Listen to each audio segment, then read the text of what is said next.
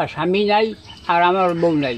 10টা টাকা দেয় না মানছে, 30,000 টাকা ও আমার জুত করে দিয়ে দিয়েছে। কমপক্ষে হলে 6টা বিয়ে হয়েছে। 30-35 হচ্ছে আগে। আপনার বয়স কত? 70। পিরোজপুরের মঠ বাড়িয়ায় বিয়ের দাবিতে 35 বছরের এক নারীর বাড়ির সামনে অনশন করেছেন আবুল কাশেম মুন্সি নামে 75 বছর এক বৃদ্ধ। শনিবার উপজেলার বড় মাছুয়া ইউনিয়নের ধোলাখালী গ্রামে এই ঘটনা ঘটে। এই নিয়ে এলাকায় সৃষ্টি হয়েছে চাঞ্চল্য। আবুল কাশেম মুন্সি উপজেলার বেতমোর রাজপাড়া ইউনিয়নের পশ্চিম মিঠাখালী গ্রামের মৃত আজাহারা আলী মুন্সির ছেলে। স্ত্রী মারা যাওয়ার পর তিনি পুনর্বিবাহের সিদ্ধান্ত নেন।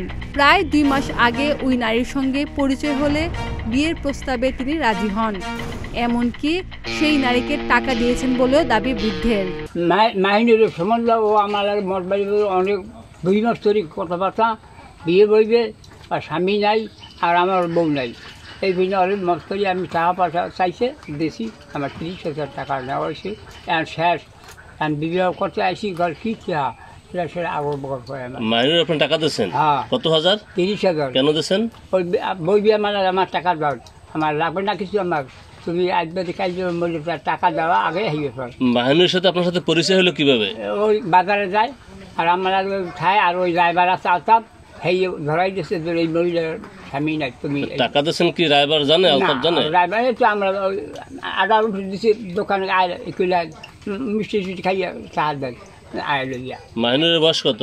মাহিনীর 30-35 হচ্ছে আগে। আপনার বয়স কত? 70-75। হ্যাঁ। তা ও কি আপনার পছন্দ করছে, বিবাহের কথা বলছে? আর ও কইছে যে আগের স্বামী আপনার না আছে, আর এখন আপনি আমার স্বামী, আপনার আগে এই কথা কইছে।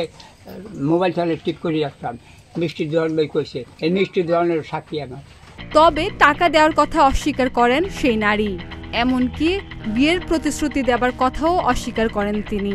তার সাথে বিয়ে বসবেন এই প্রতিশ্রুতি দিয়ে তার কাছ থেকে 30,000 টাকা আনিছেন। ও কথা হলেন হে রাইবার আছে, ওর কথা হলেন। ও কইলে কি হয়ে যাইবে, ও থানায় দিক। 10টা টাকা দেয় না মানছে, 30,000 টাকা ও আমার জুত করে দিয়ে দিয়েছে। উনি তো আপনার আম্মার সামনেই এই কথা বলেছে। আপনি কি সকাল বাড়ি ছিলেন নাকি?